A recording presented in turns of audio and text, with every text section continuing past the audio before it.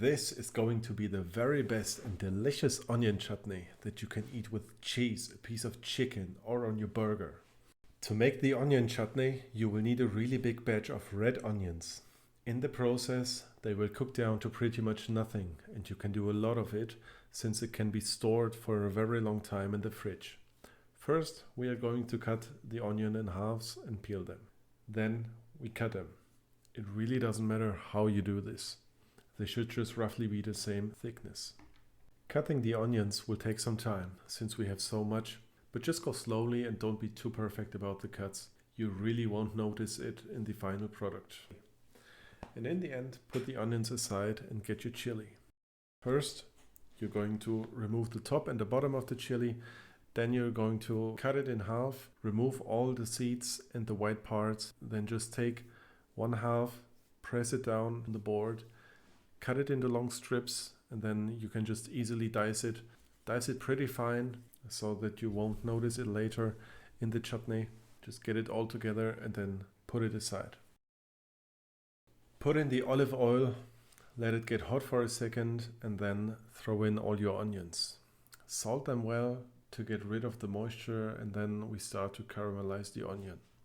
What I mean by that is that you fry the onions until you have a nice golden brown color. This way they get a much sweeter taste.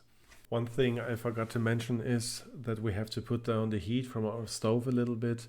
Go with a medium to high heat. We want to sweat and fry the onion slowly to get a nice golden brown color.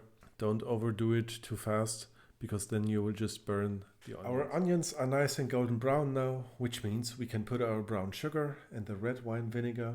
Don't forget to put the red chilies, as I almost did, and mix everything well together.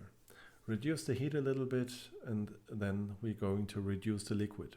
Every minute or two you're going to stir the onions to make sure that nothing sticks to the bottom of the pan. First, the consistency is going to be very liquid, but as you keep reducing it, it's going to be thicker and thicker, and then you're going to be ready.